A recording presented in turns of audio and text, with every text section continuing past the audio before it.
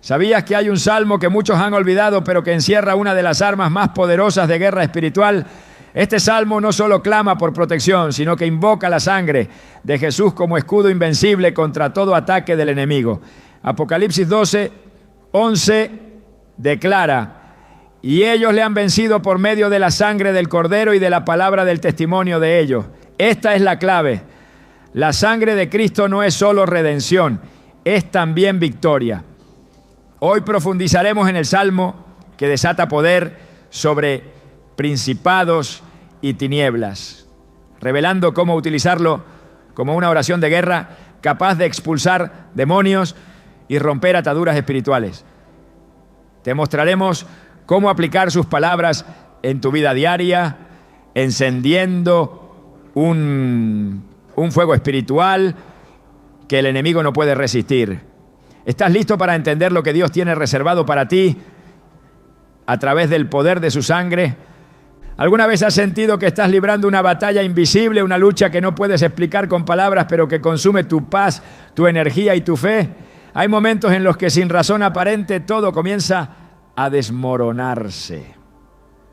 Tus pensamientos se llenan de confusión, tus noches se vuelven largas y pesadas, y tu espíritu se siente oprimido, como si algo más allá de lo natural estuviera empujándote hacia abajo.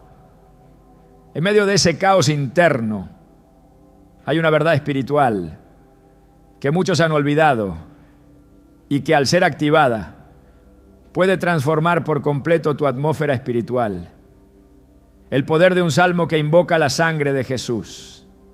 La palabra de Dios está llena de armas espirituales, pero no todas son utilizadas con el entendimiento que merecen.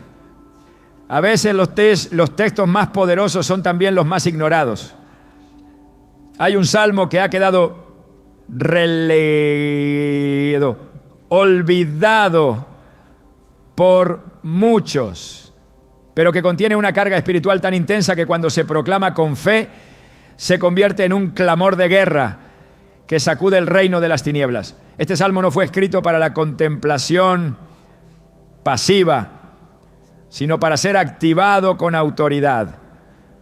Su lenguaje está impregnado de clamor, de súplica, pero también de proclamación, de guerra, de sangre y de juicio.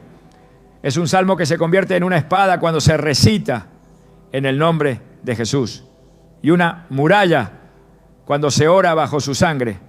Lo que muchos no saben es que el poder del salmo no está solo en sus palabras, sino en el espíritu con el que es invocado.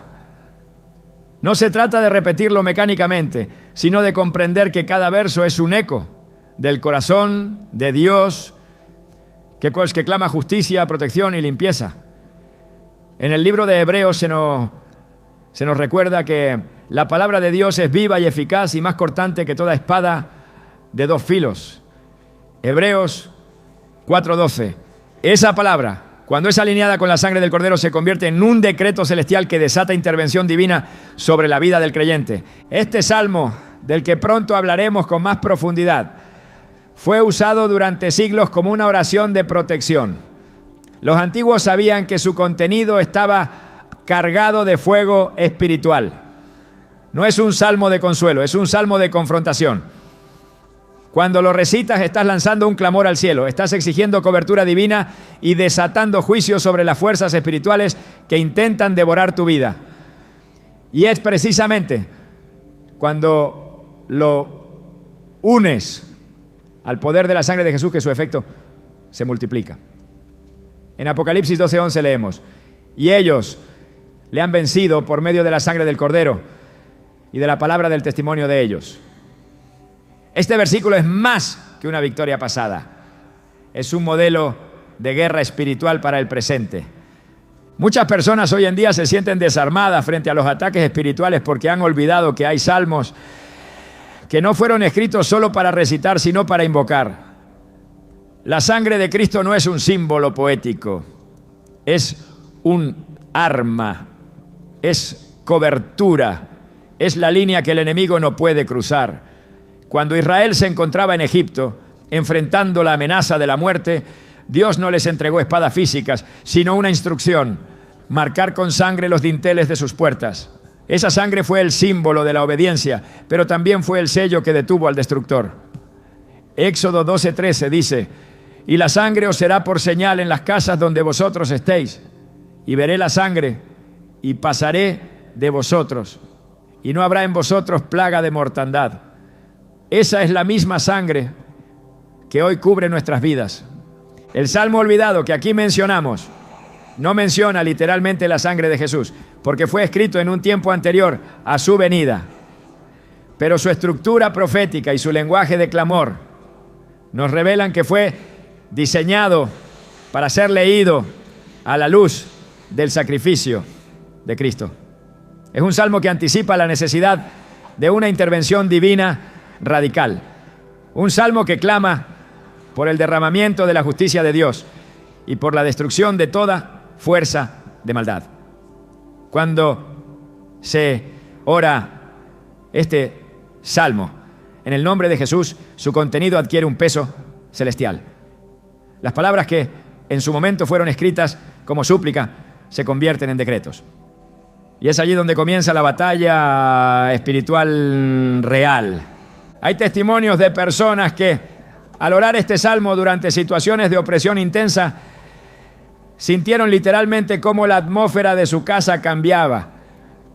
Hay quienes han relatado cómo al proclamarlo en voz alta, acompañándolo con la declaración: en el nombre de Jesús, bajo la cobertura de su sangre, comenzaron a experimentar liberación espiritual inmediata. Puertas que estaban cerradas comenzaron a abrirse. Pesadillas persistentes desaparecieron. Discusiones sin sentido cesaron. La tensión espiritual se disipó.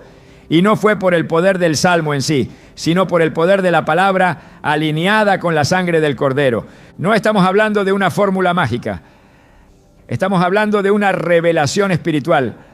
Cuando el salmista clamaba por ayuda, por venganza divina, por protección frente a enemigos invisibles, estaba haciendo eco de una necesidad universal, que el sacrificio de Jesús vendría a responder con perfección. El clamor del salmo se une al clamor de la cruz.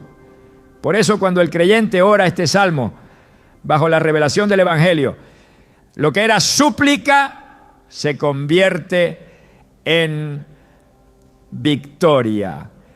El salmo que antes solo pedía protección, ahora proclama autoridad. Uno de los errores más comunes en la vida de muchos cristianos es tratar las Escrituras como textos históricos, sin entender que fueron escritas para ser activadas. Este salmo olvidado, cuando es recuperado con fe, se convierte en un refugio y una fortaleza, tal como dice el Salmo 18:2. Jehová, roca mía y castillo mío, y mi libertador, Dios mío, fortaleza mía, en él confiaré, mi escudo y la fuerza de mi salvación, mi alto refugio. No estamos solos, no estamos sin armas, estamos equipados, pero necesitamos recordar lo que tenemos en nuestras manos. En muchos hogares hay Biblias abiertas sobre una mesa, pero cerradas en el espíritu. Hay creyentes que conocen los textos, pero no los activan. Hay salmos que han sido memorizados, pero no proclamados con autoridad. Este salmo, del que muchos se han olvidado, está esperando ser recuperado, no como una lectura devocional más, sino como un estandarte de guerra. Jesús no murió solo para perdonar nuestros pecados, sino para entregarnos una victoria que se manifiesta también en lo invisible.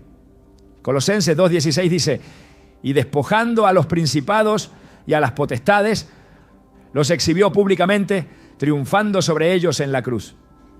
Esa victoria se activa cuando declaramos con fe lo que su sangre ha hecho por nosotros. Imagínalo. Un simple salmo leído con autoridad, proclamado bajo la sangre, puede cambiar el ambiente espiritual de tu hogar, tu mente y tu vida. Este no es un mensaje para asustar, es una revelación para despertar. Porque el enemigo opera en las sombras de la ignorancia. Pero cuando un hijo de Dios se levanta con entendimiento, la luz de la verdad desbarata todo plan del adversario. Este salmo olvidado no volverá a ser ignorado. A partir de hoy comenzarás a verlo con otros ojos. No como una poesía antigua, sino como un decreto espiritual que, unido a la sangre del Cordero, se transforma en espada y escudo. Hay momentos en los que no bastan las palabras humanas. Hay batallas que solo se ganan con lo eterno. Y para esas batallas Dios nos dejó este salmo como llave. Lo que viene en las próximas partes de este mensaje te mostrará cómo liberar su poder. Profundizaremos en el misterio y la majestad de la sangre de Jesús. Te enseñaremos a orarlo con estrategia espiritual, a identificar ataques ocultos, a escuchar testimonios de liberación real y finalmente a consagrarte con esta poderosa herramienta que el cielo ha puesto en tus manos. Pero todo comienza aquí, recordando que lo que parecía olvidado en realidad estaba reservado para el tiempo en el que los hijos de Dios despertarían a su autoridad. Este es tu momento. No ignores más las armas que el cielo ha preparado para ti. La sangre de Jesús no es un recuerdo, es un poder activo. Y el salmo que ha dormido en las páginas de tu Biblia será desde hoy el sonido de tu victoria. Desde los primeros capítulos de la Escritura, la sangre ha ocupado un lugar central en el plan de Dios. No como un símbolo primitivo, sino como una clave eterna que revela la profundidad del pacto entre el Creador y su creación. En el libro de Génesis, que cuando Caín mata a Abel, Dios declara: la voz de la sangre de tu hermano clama a mí desde la tierra. Génesis 4:10. Esta afirmación no solo habla de justicia, sino de una realidad espiritual en la que la sangre tiene voz, tiene poder, tiene memoria.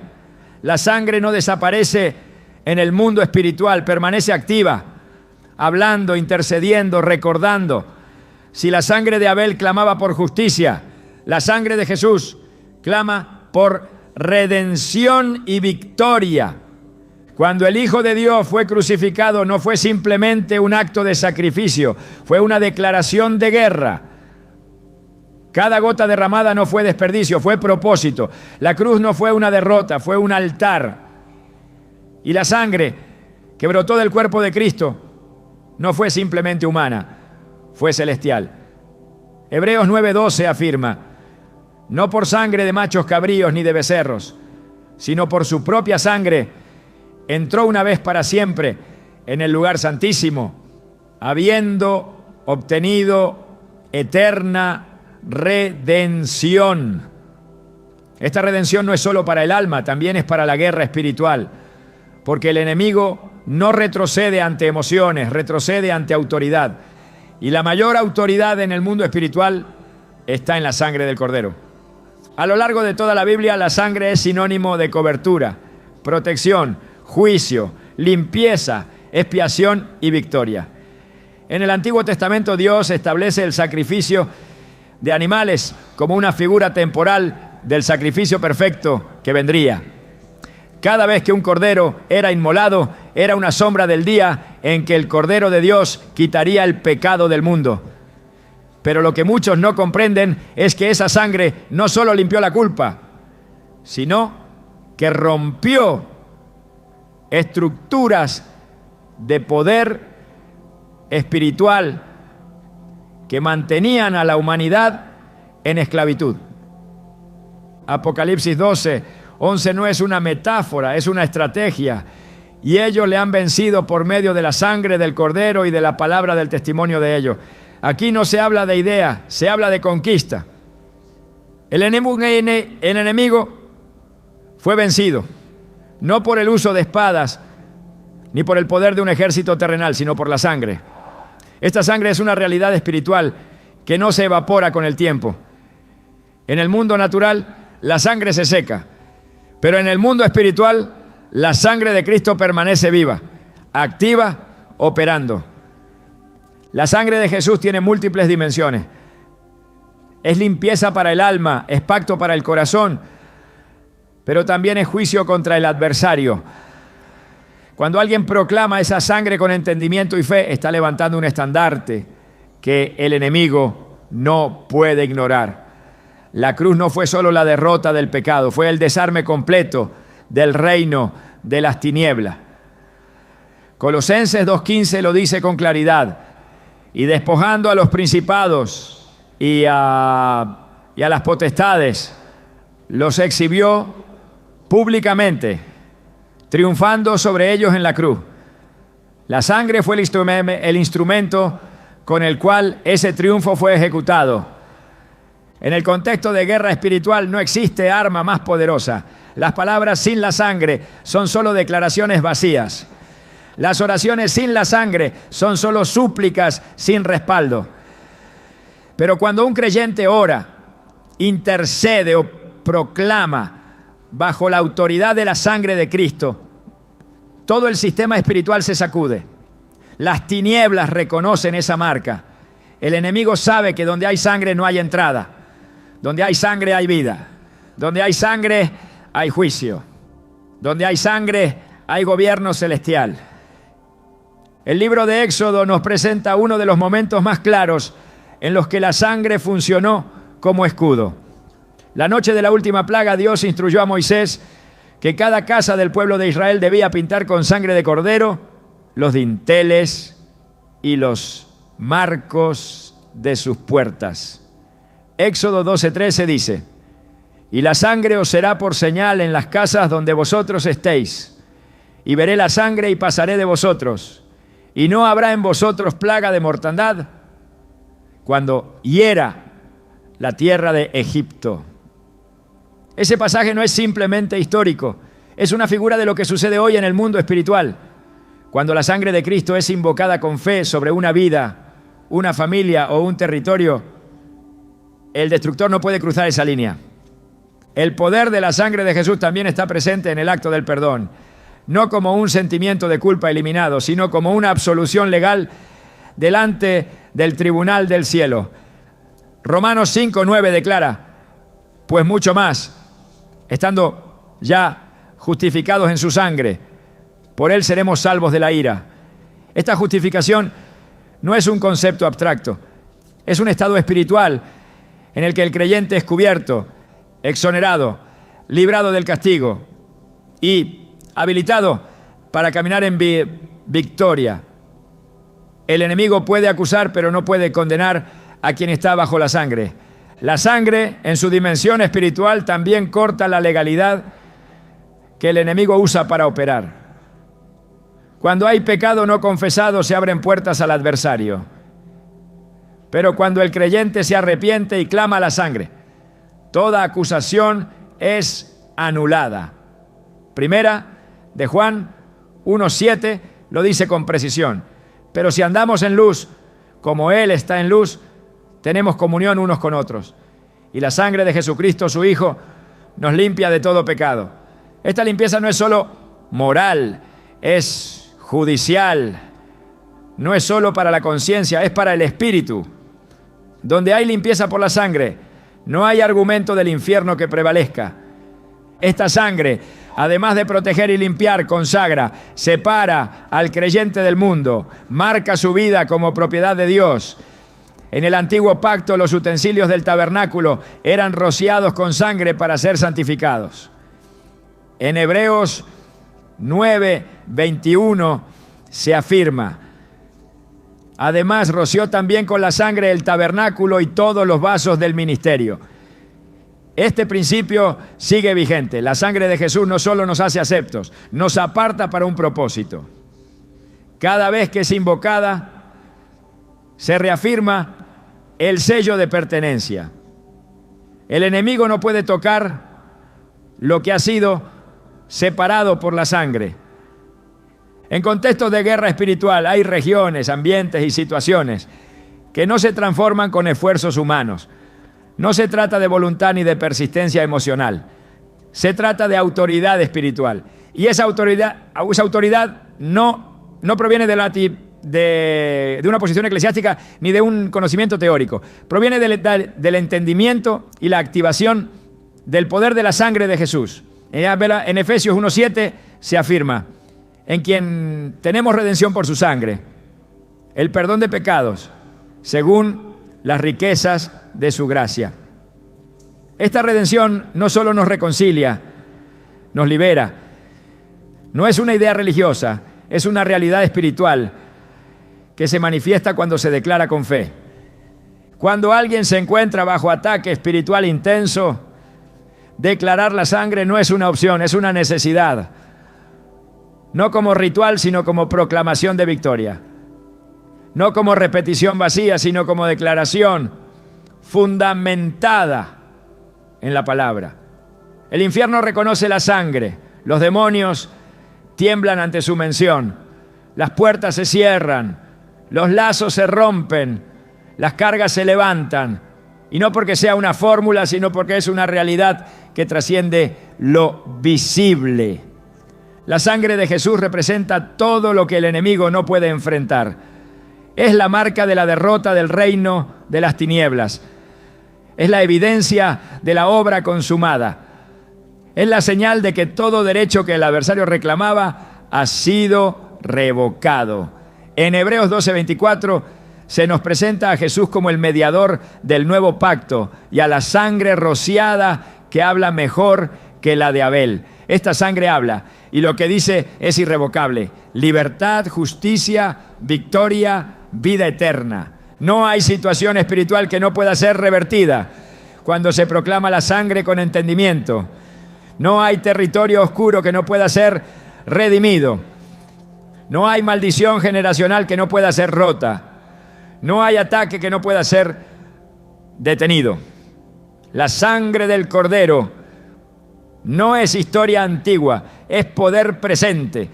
No es solo para la cruz, es para cada día, para cada oración, para cada batalla.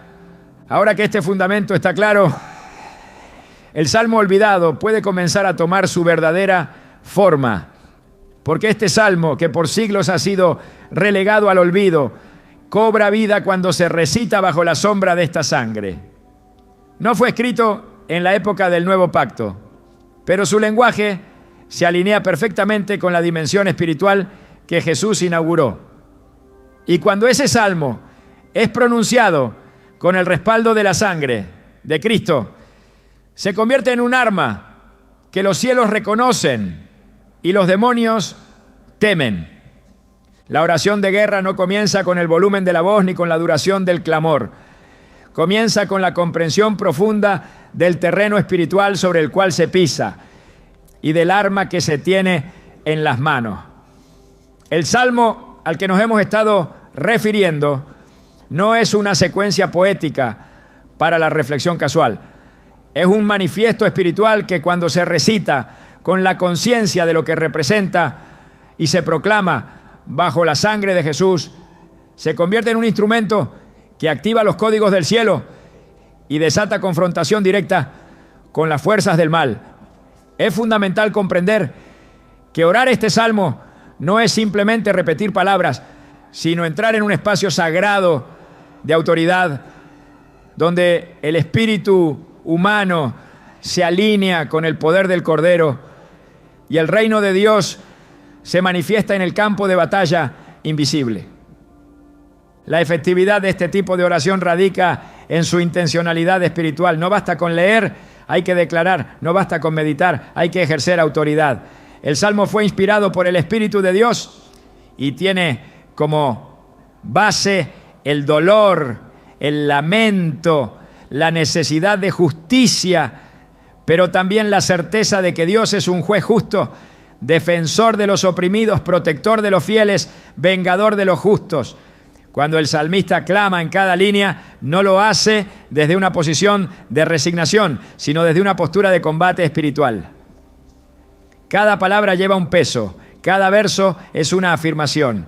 Por eso, cuando se transforma en oración, este salmo no pide permiso al enemigo. Declara su ruina. No pide compasión. Exige restitución divina. Y lo hace no desde el alma, sino desde el espíritu que ha sido redimido por la sangre de Cristo. Al orar este salmo es imprescindible hacerlo desde una posición de alianza con la cruz. El que ora debe hacerlo sabiendo que ha sido lavado por la sangre, justificado por la fe, adoptado como hijo. Esto establece el derecho legal de ejercer autoridad. No se trata de un grito de desesperación. Se trata de una proclamación desde una posición de victoria. Así como Jesús venció al enemigo en la cruz, el creyente, al alinearse con esa victoria, ora desde lo alto, no desde lo bajo. Efesios 2:6 nos recuerda que Dios nos resucitó juntamente con Él y asimismo nos hizo sentar en los lugares celestiales con Cristo Jesús. Desde esa posición espiritual elevada, las oraciones adquieren impacto porque no parten desde el temor, sino desde la certeza. Cada vez que este salmo se ora con revelación, se activa una dimensión profética. La persona que ora está entrando en un clamor judicial ante el trono de Dios. Está presentando un caso, una causa, una denuncia espiritual contra todo lo que ha venido a robar, matar y destruir. Y al hacerlo bajo la sangre del Cordero, esa oración se convierte en una demanda respaldada por la justicia del cielo. El Salmo expresa en su estructura un llamado a que Dios se levante, que su juicio caiga sobre los impíos, que las fuerzas enemigas sean disipadas. No es una súplica temerosa, es una exigencia de intervención divina basada en su propio carácter. Por eso quien lo ora debe hacerlo consciente de que está alineándose con la voluntad de un Dios que ama la justicia y aborrece la maldad. La clave no está en la rapidez con la que se ora, ni en la repetición emocional. La clave está en la precisión espiritual. Cada verso debe ser pronunciado con discernimiento, entendiendo que no se está recitando algo al azar, sino que se está profetizando en el mundo espiritual. Cuando el salmista dice, por ejemplo, levántate, oh Jehová, en tu ira, álzate en contra de la furia de mis angustiadores, Salmo 7:6, no está buscando una emoción divina, está activando el celo santo del juez de toda la tierra. Esa frase en boca de un hijo de Dios redimido se convierte en una orden espiritual que moviliza ángeles, desata juicio, rompe cadenas y establece frontera espiritual. Orar este salmo con eficacia implica también introducir la sangre de Jesús en su proclamación. Aunque el texto original no mencione la sangre explícitamente, la oración que lo integra debe hacerlo. Porque ahora conocemos lo que el salmista solo pudo anticipar. Nosotros oramos con la revelación completa del sacrificio del Mesías. Por lo tanto, al recitar cada parte, debe hacerse una declaración que lo sumerja en la redención. Cuando se dice, por ejemplo, confía en mí, mi corazón, y en tu misericordia se alegrará mi alma. Salmo 13:5. Se puede añadir, porque la sangre del Cordero ha sido derramada por mí, y me ha hecho heredero de esa misericordia eterna. Así, el Salmo se transforma en un instrumento que no solo clama, sino que ejecuta. En la práctica espiritual, esta forma de oración puede realizarse de manera individual o colectiva, en momentos de opresión intensa o como parte de una rutina de cobertura diaria. Pero no debe hacerse de manera casual. Quien ora este salmo debe hacerlo habiendo consagrado su corazón, habiendo confesado sus pecados, habiendo declarado su fe en la obra redentora de Jesús, porque el enemigo no teme a la religiosidad, pero sí retrocede ante la pureza. No se inmuta ante el ritualismo, pero huye de la santidad. Santiago 5:16 afirma que la oración eficaz del justo puede mucho. El justo no lo es por obras, sino por la fe en la sangre que lo ha limpiado. Desde esa fe nace una oración que penetra las tinieblas. El salmo puede ser proclamado en voz alta como un acto de guerra en medio del ambiente. Cada palabra se convierte en espada y la atmósfera se ve obligada a alinearse con la verdad. La oscuridad espiritual no resiste la palabra dicha con fe.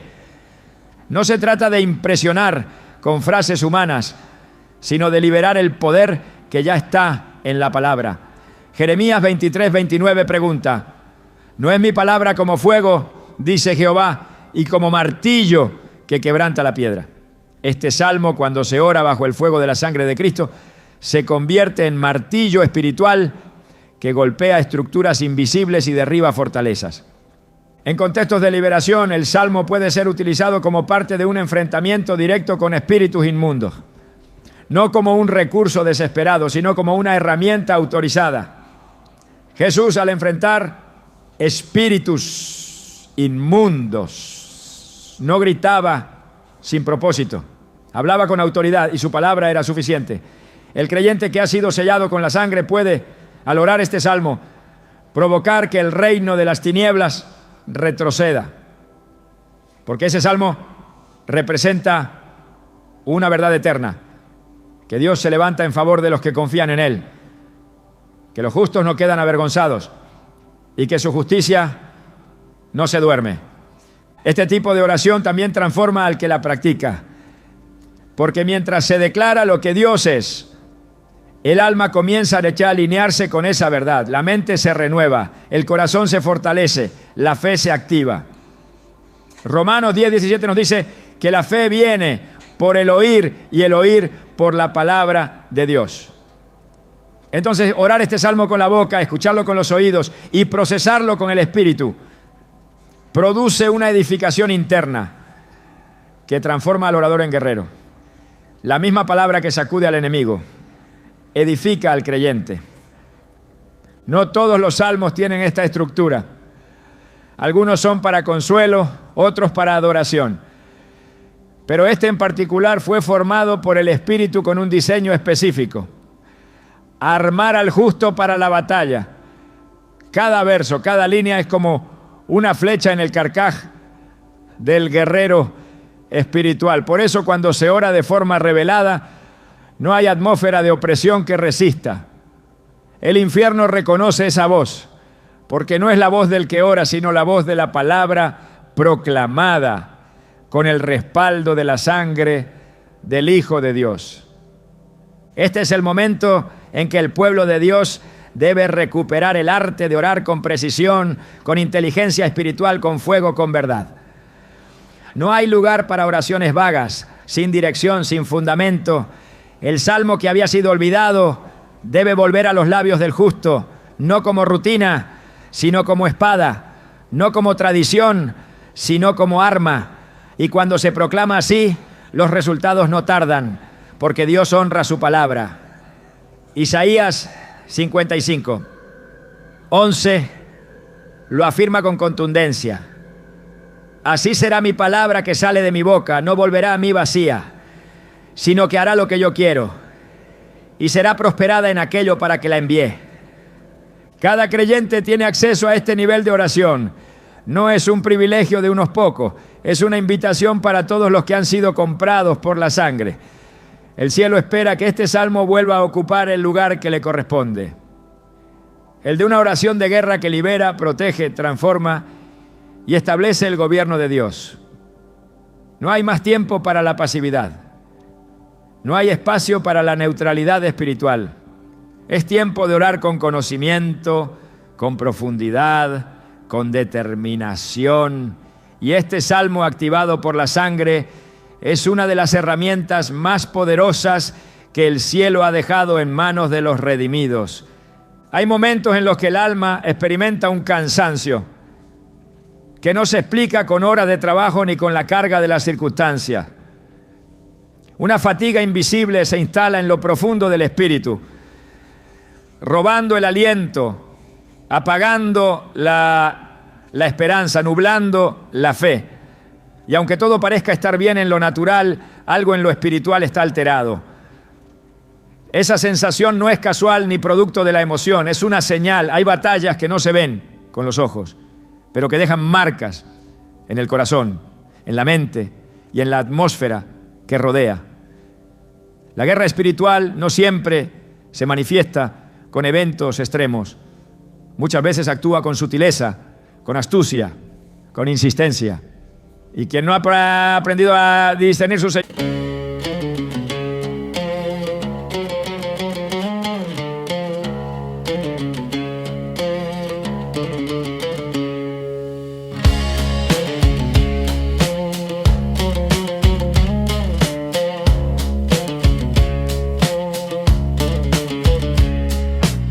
Sun blistered stone, dust devils spun, ancient walls crumbled slow. Wind howled a lonely tune, found a crack in time.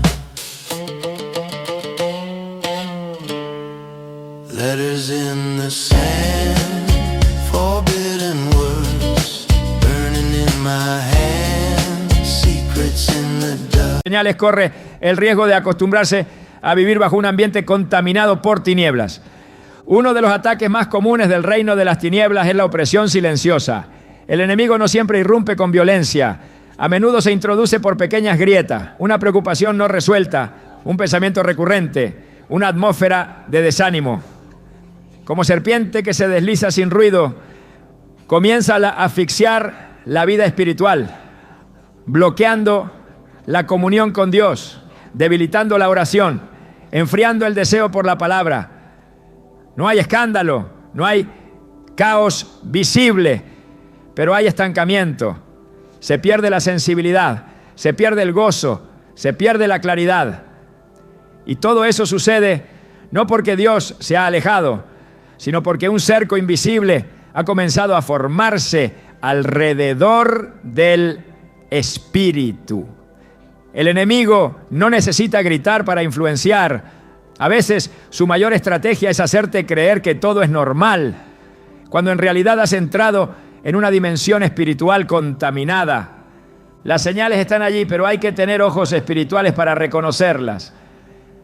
Cuando el sueño se vuelve agitado sin razón, cuando las madrugadas se convierten en horas de inquietud, cuando el descanso no restaura y el cuerpo amanece más cansado que cuando se acostó. El alma está dando señales de alerta. No siempre es ansiedad, no siempre es estrés. Hay ocasiones en las que es una guerra invisible, librándose en las horas donde el espíritu está más expuesto. La noche, espiritualmente, no es solo tiempo de descanso, también es campo de batalla. Jesús dijo en Mateo 13:25, pero mientras dormían los hombres, vino su enemigo y sembró cizaña entre el trigo y se fue. El enemigo siembra mientras se duerme. No siembra en lo natural, siembra en lo espiritual. Pensamientos, temores, contaminación. Y si la puerta espiritual no está cerrada, la invasión comienza. Otra manifestación clara de ataque espiritual es la confusión persistente. Cuando la mente comienza a perder dirección, cuando las decisiones se nublan, cuando lo que antes era claro ahora parece confuso, hay una señal evidente de interferencia espiritual. Dios es un Dios de orden, su palabra ilumina el camino. Salmo 119, versículo 105 dice, lámpara es a mis pies tu palabra y lumbrera a mi camino. Si la lámpara está encendida pero el camino se ve oscuro, entonces algo está bloqueando la luz.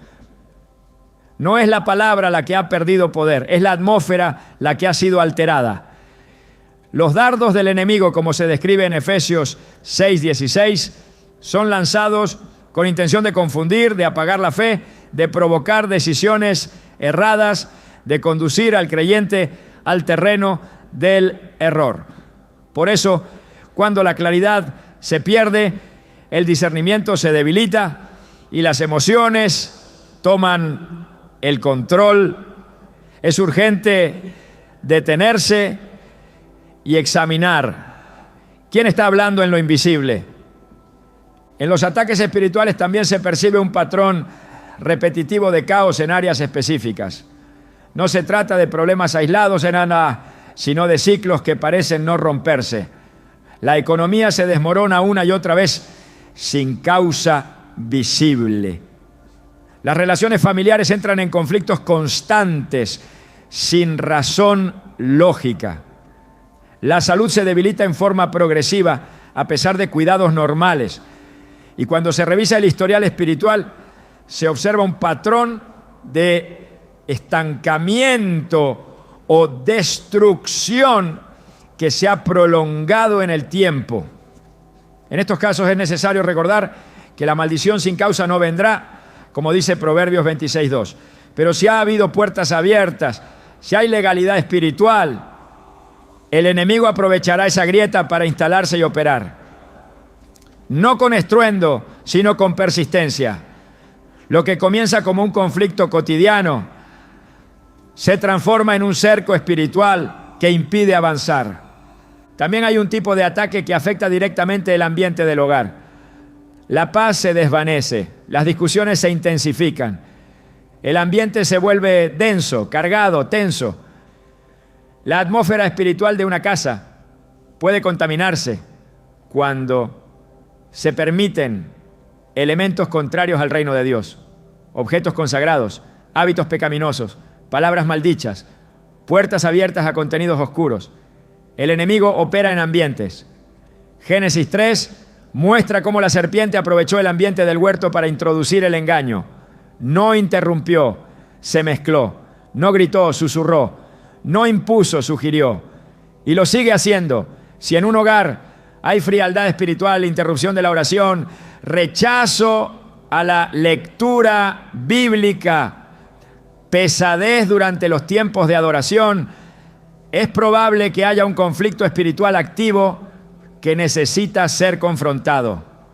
Otra señal que no debe ser ignorada es el silencio de Dios percibido de forma persistente. No el silencio que prueba la fe, sino el que parece encierro.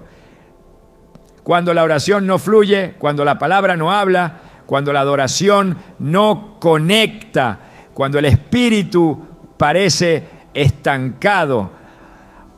Este tipo de sequedad espiritual, cuando no responde a una prueba de madurez, puede ser la señal de que algo está bloqueando el canal espiritual.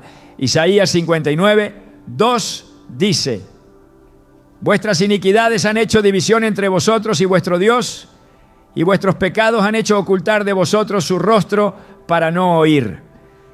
No siempre se trata de pecado directo, a veces se trata de contaminación, de acuerdos inconscientes, con pensamientos contrarios a la verdad, de heridas internas no sanadas que sirven como nido para la opresión.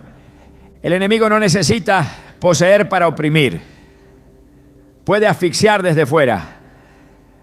Puede colocar pensamientos como si fueran propios. Puede alterar emociones con la intención de modificar el comportamiento. Por eso, cuando el carácter se desajusta sin explicación, cuando el gozo se va sin razón, cuando la fe se enfría sin conflicto evidente, hay que discernir con seriedad. No es normal sentirse incapaz de adorar. No es normal resistirse a orar. No es normal tener rechazo hacia la comunión. Si esas cosas se están volviendo constantes, no es solo un estado anímico, es un ataque estructurado desde el mundo espiritual. En ese contexto, el Salmo olvidado cobra relevancia como herramienta precisa de combate, porque no es una oración genérica, es una proclamación que confronta enemigos invisibles. Su lenguaje es de guerra, sus palabras son lanzas, su estructura es una secuencia de órdenes espirituales que activan el respaldo divino. Y cuando se proclama bajo la sangre de Jesús, ese salmo se convierte en juicio contra toda fuerza de opresión que haya levantado cerco, nube, confusión o contaminación. La clave para salir del ataque no es solo resistir, es contraatacar. Y el contraataque no se hace con métodos humanos, se hace con armas espirituales. Segunda de Corintios 10:4 afirma que las armas de nuestra milicia no son carnales, sino poderosas en Dios para la destrucción de fortaleza. Este salmo, cuando es usado con revelación, es una de esas armas. Porque no suplica, declara, no pregunta, sentencia, no reacciona, gobierna. Cada verso pronunciado en el nombre de Jesús, cubierto por su sangre, levanta una muralla espiritual que el enemigo no puede escalar. Dios no quiere a sus hijos viviendo en ignorancia espiritual. El discernimiento es parte de la madurez del creyente.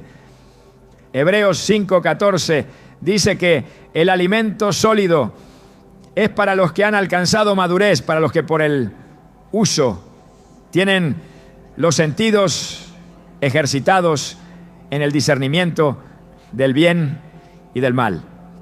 Aprender a identificar cuando un pensamiento no viene de Dios, cuando una emoción ha sido alterada por fuerzas externas, cuando un ambiente ha sido oscurecido, es parte del crecimiento espiritual. No es paranoia, es sensibilidad, no es obsesión con lo oscuro, es conciencia del campo de batalla. No se puede pelear una guerra que no se reconoce y no se puede ganar una batalla que no se combate. La oscuridad avanza donde la luz no ha sido encendida. La opresión se instala donde no hay proclamación de verdad. El enemigo gana terreno en la mente, en la casa, en las emociones. Cuando el creyente baja la guardia y se conforma con vivir en lo superficial. Pero cuando la verdad es conocida, cuando el espíritu se activa, cuando el entendimiento se alinea con la revelación, todo cambia. Por eso esta parte del mensaje no busca sembrar miedo, sino encender discernimiento. No pretende producir ansiedad, sino despertar autoridad. Las señales están allí, no para generar temor, sino para activar respuesta. Y esa respuesta debe comenzar con oración de guerra, con proclamación, con limpieza espiritual, con declaración de la sangre, con uso del salmo olvidado como herramienta de combate. No es tiempo de soportar lo que el cielo ya venció. Es tiempo de proclamar lo que Cristo ya ganó. Cuando la palabra de Dios es proclamada desde una posición de autoridad y revelación, se convierte en una fuerza activa que altera el curso de los acontecimientos. No se trata de un concepto teológico vacío, sino de una verdad espiritual que ha sido respaldada desde el principio de los tiempos. Las Escrituras están vivas. Y cuando un creyente toma un salmo diseñado para clamar justicia, lo alinea con el nombre de Jesucristo y lo declara bajo la cobertura de su sangre, se produce una activación espiritual que penetra dimensiones invisibles, desestabilizando estructuras demoníacas y estableciendo el gobierno del reino de Dios. El poder que hay en este salmo no radica únicamente en su contenido verbal, sino en su estructura espiritual. Es un lamento que se transforma en juicio, una súplica que se convierte en espada, una oración que atraviesa el velo y presenta una causa delante del trono celestial. Su lenguaje profético y cargado de batalla resuena en la misma frecuencia de otras oraciones que marcaron la historia bíblica. David no fue un poeta que buscaba alivio emocional, fue un rey ungido que entendía que sus palabras liberaban instrucciones en el cielo. Cuando clamaba por la intervención divina, sabía que estaba invocando la acción de un Dios justo, guerrero y presente. Hay ejemplos en toda la Escritura de cómo una oración compuesta con esta misma estructura, clamor, denuncia, invocación de justicia, provocó liberación inmediata. En el libro de Jueces, cuando Israel clamó en medio de la opresión madianita, la intervención del cielo no se retrasó. El clamor no fue diplomático ni pasivo, fue un grito de guerra. Jueces 6:7 lo describe con claridad. Y cuando los hijos de Israel clamaron a Jehová a causa de los madianitas, el clamor auténtico no es solo un grito del alma, es un acto de guerra desde el espíritu. Lo mismo ocurre con este salmo cuando se proclama en un ambiente de opresión. Cada palabra se vuelve martillo que golpea fortalezas invisibles. La fuerza espiritual de este tipo de oración radica también en su capacidad de provocar respuesta inmediata del cielo. En muchas ocasiones, Los salmos fueron utilizados por hombres de Dios para desatar movimientos del Espíritu que trajeron juicio sobre enemigos visibles e invisibles. Salmos como el 35 o el 109 están impregnados de un lenguaje que no deja espacio para interpretaciones tibias. Hablan de confrontación, de caída de enemigos, de intervención divina que silencia al adversario, y aunque fueron escritos bajo el antiguo pacto, su dimensión profética fue completada en Cristo, quien nos dio la legalidad para usarlos desde una posición de victoria ya obtenida. La proclamación del Salmo, cuando se hace con entendimiento espiritual, produce una serie de efectos en el ámbito invisible. Lo primero que ocurre es un reposicionamiento de autoridad. El que ora deja de ser víctima y se coloca como intercesor investido de justicia divina. Ya no clama desde la desesperación, clama desde la posición de heredero. Romanos 8:17 afirma que somos coherederos con Cristo. Esa posición no es pasiva, es gubernamental. Desde ahí, el Salmo se convierte en una sentencia contra las obras de las tinieblas. Otro efecto que se manifiesta es la sacudida de todo lo que ha sido instalado por el enemigo en las regiones de influencia del creyente. Cuando se proclama la palabra con fe, todo lo que ha sido edificado fuera del diseño de Dios comienza a tambalearse. Jeremías 1:10 establece un principio de autoridad espiritual. Mira que te he puesto en este día sobre naciones y sobre reinos para arrancar y para destruir, para arruinar y para derribar, para edificar y para plantar. Cada palabra orada con ese salmo en la boca es como una herramienta que arranca estructuras demoníacas y prepara el terreno para que el reino avance. En el plano personal, el salmo también actúa como una purificación del ambiente espiritual. Cuando se pronuncia con convicción, la atmósfera cambia. Donde había pesadez hay liviandad. Donde había temor hay paz. Donde había oscuridad, la luz irrumpe. No es una reacción emocional, es un efecto espiritual. Porque el enemigo no puede resistir la proclamación de la verdad respaldada por la sangre del Cordero. Juan 8:32 dice: y conoceréis la verdad, y la verdad os hará libres. Este salmo, cuando se ora desde la verdad del Evangelio, no solo protege, libera. También hay un impacto colectivo cuando se ora este salmo en unidad. En el libro de los Hechos, la iglesia primitiva entendió que el clamor colectivo tenía una capacidad de rompimiento multiplicada. Hechos 4:31 relata: cuando hubieron orado en lugares en que estaban congregados tembló, y todos fueron llenos del Espíritu Santo y hablaban con denuedo la palabra de Dios. Lo que provocó ese temblor no fue una liturgia vacía, sino una proclamación alineada con la voluntad del cielo. Este salmo, usado con esa misma intención, tiene el poder de provocar temblores espirituales donde la opresión se ha instalado por años. Todo salmo que contiene un clamor de justicia divina, cuando es activado desde la nueva alianza en Cristo, adquiere una dimensión mayor. Porque ahora ya no clama un siervo, clama un hijo. Ya no habla un hombre en aflicción, habla un redimido con acceso al lugar santísimo. Hebreos 10:19 lo afirma. Así que, hermanos, teniendo libertad para entrar en el lugar santísimo por la sangre de Jesucristo, desde esa libertad espiritual, este salmo se transforma en un canal por el cual fluye autoridad, juicio, restauración y victoria. Por eso, cuando se habla del salmo olvidado, no se está refiriendo a un simple texto apartado por el tiempo. Se está hablando de una llave espiritual que ha estado dormida y que el Espíritu Santo está volviendo a despertar en los labios de los guerreros, no como recurso religioso, sino como estrategia de guerra, no como tradición, sino como activación de armas celestiales. Y es ahora, en este tiempo de oscuridad intensa, donde más se necesita que esta arma vuelva a ser levantada con poder.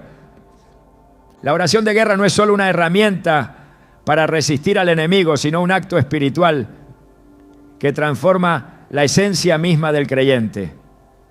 No basta con atacar las tinieblas, es necesario edificar una vida consagrada, una vida sellada, una vida que sea territorio prohibido para las obras del mal.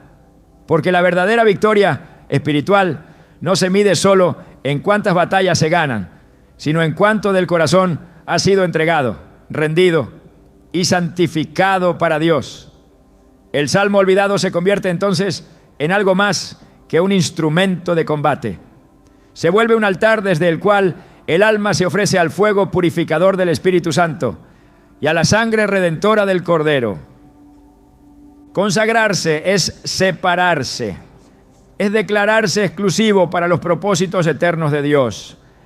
Es abandonar lo común, lo superficial, lo contaminado, para ser establecido como portador de lo santo. Y esto no se logra con palabras emocionales, ni con promesas humanas. La consagración espiritual comienza cuando el creyente entiende que ha sido comprado con precio y que ese precio no fue oro ni plata, sino sangre, sangre incorruptible, sangre eterna. Primera de Pedro 1, 18 a 19 lo confirma con autoridad. Sabiendo que fuisteis rescatados de vuestra vana manera de vivir, no con cosas corruptibles, sino con la sangre preciosa de Cristo, como de un cordero sin mancha y sin contaminación. Cuando esta verdad desciende del entendimiento a lo profundo del espíritu, algo comienza a romperse por dentro. La tibieza se convierte en fuego, la rutina se transforma en urgencia. Lo que antes era religión se convierte en pasión por la santidad. Y desde esa transformación el Salmo comienza a adquirir una nueva dimensión. Ya no es solamente proclamación contra el adversario, se convierte en una oración de entrega total, en una declaración de identidad, en una marca espiritual que distingue al justo del impío, al redimido del esclavo, al ungido del religioso. Porque el que se consagra con esta oración no está buscando simplemente salir de un ataque, está buscando no volver jamás a caminar fuera del propósito. Esta oración no es solo escudo, también es fuego. No solo protege, también limpia. No solo libera, también alinea. Cada vez que es orada con integridad, el Espíritu Santo comienza a señalar lo que debe ser rendido, lo que debe ser cortado, lo que debe ser transformado. Y ese proceso no es superficial, es profundo. Porque Dios no se conforma con visitas temporales. Él busca habitaciones permanentes. No está interesado en eventos de emoción, sino en establecer su trono en cada área del alma. Por eso, el que se consagra con esta oración debe hacerlo con conciencia de que está entrando en una dimensión donde ya no hay espacio para las zonas grises. La sangre de Jesús es el elemento esencial que hace de esta oración un acto de consagración real. Porque no hay consagración sin limpieza, no hay rendición sin purificación y no hay santidad sin cruz. La sangre no es solo para ser invocada en momentos de peligro, es para ser aplicada como el fundamento sobre el cual se construye una vida completamente rendida.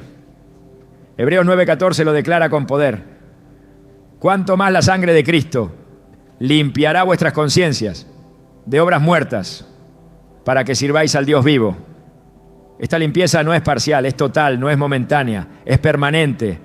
Y solo así puede sellarse el corazón, el cuerpo, la casa y el futuro con un sello espiritual que el infierno reconoce y respeta. Sellarse con la sangre no significa solo proclamar palabras.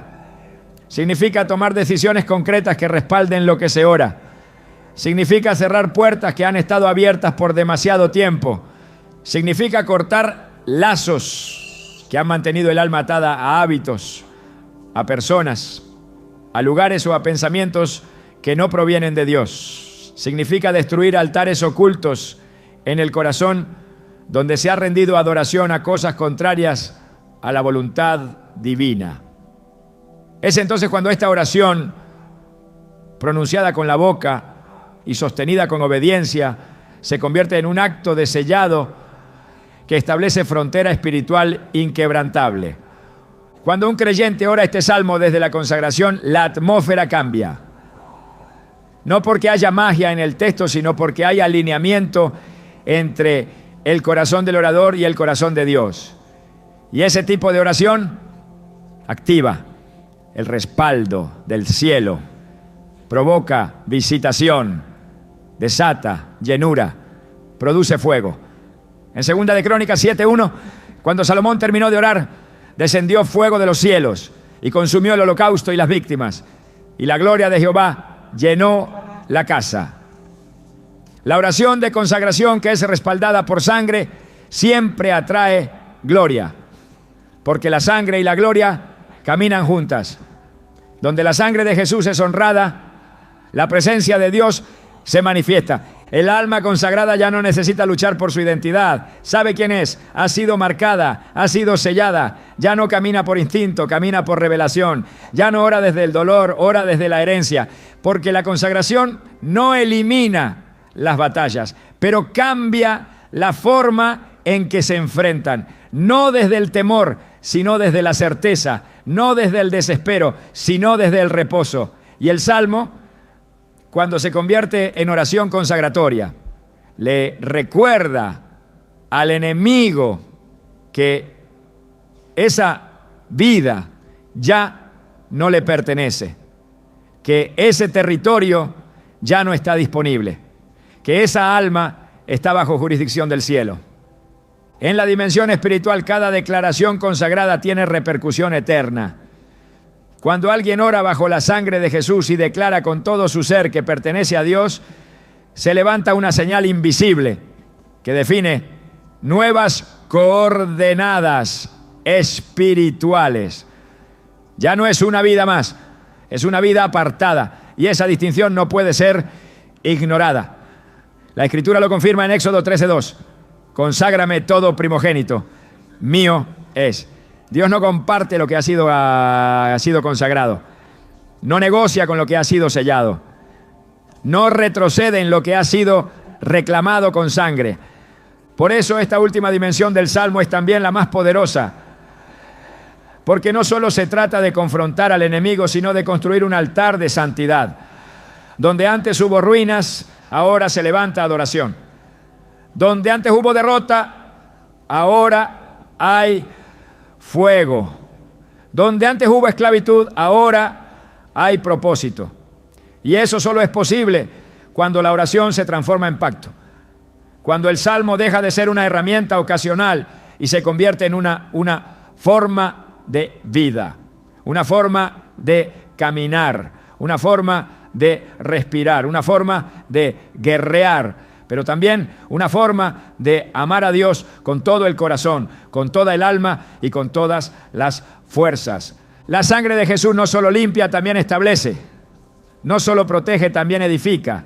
No solo defiende, también habita. Y cuando una vida ha sido rendida, consagrada, sellada y establecida por esa sangre, se convierte en un altar viviente. No hace falta explicación, no hace falta evidencia humana, porque todo el mundo espiritual reconoce el olor del sacrificio verdadero. Y ese olor, ese fuego, esa marca, solo la produce una oración nacida en el Espíritu, pronunciada con entendimiento, respaldada por la sangre y sostenida con obediencia radical. Es tiempo de dejar de usar esta oración como un recurso de emergencia. Es tiempo de convertirla en estilo de vida, porque el que ora así, vive así. Y el que vive así, permanece. Y el que permanece, da fruto. Y el que da fruto, glorifica al Padre.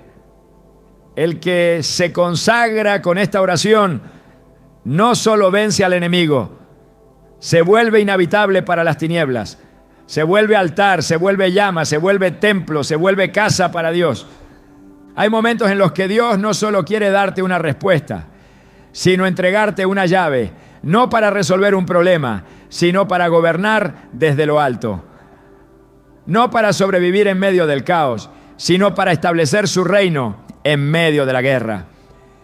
Este salmo, tantas veces ignorado, relegado, recitado sin revelación, no ha sido traído a la superficie para darte solo una solución. Ha sido traído como una llave de reposicionamiento espiritual. Porque el que lo toma no vuelve a ocupar el mismo lugar. No piensa igual, no ora igual, no camina igual. El que activa esta palabra bajo la sangre de Cristo se eleva por encima de los ciclos, se desprende del polvo, rompe con lo que lo detenía y empieza a mirar la guerra desde los ojos del trono. No es casualidad que esté resurgiendo ahora. Este salmo no es popular, no está en las listas de promesas reconfortantes ni se imprime en tazas con mensajes bonitos, pero ha estado oculto como una joya enterrada, esperando que un corazón hambriento lo redescubra, lo honre, lo entienda. Porque no todos están preparados para portar una espada así. Muchos quieren consuelo, pocos quieren autoridad, muchos buscan alivio, pocos buscan alineación. Pero el Espíritu Santo está levantando una generación que ya no quiere solo resistir los ataques, sino avanzar con poder, abrir puertas eternas, derribar fortalezas y ser antorchas encendidas en medio de una tierra en tinieblas. Este salmo es una respuesta profética para tiempos como este. En medio de un mundo que redefine el pecado, que se burla del temor de Dios, que exalta la oscuridad y llama luz a lo torcido, esta oración no es un simple recurso devocional. Es una declaración de separación, es un acto de resistencia espiritual. Es una consagración radical.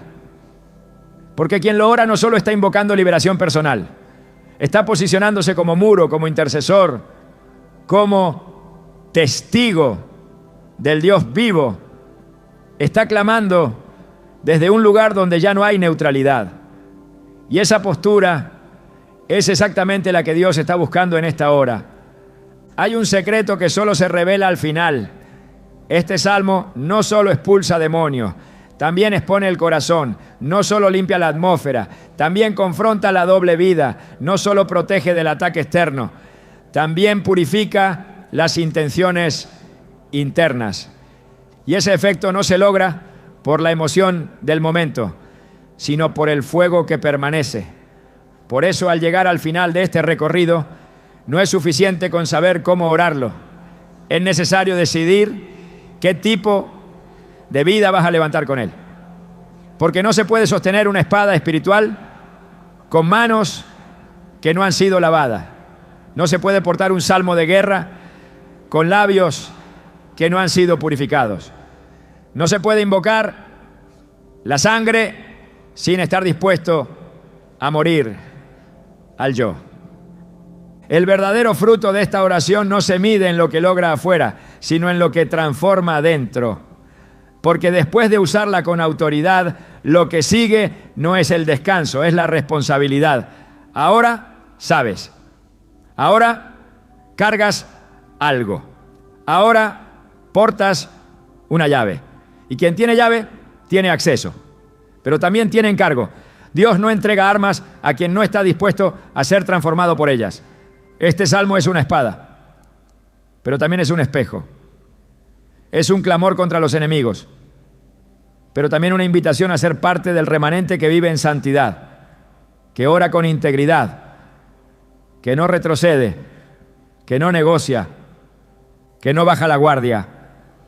Y si has llegado hasta aquí no es por coincidencia, es porque tu espíritu ha sido despertado, porque Dios está marcando tu alma con una conciencia nueva, porque hay algo en ti que ya no puede seguir en el mismo nivel de oración superficial, porque sientes que naciste para algo más que resistir, porque sabes que el reino no se manifiesta en discursos, sino en poder.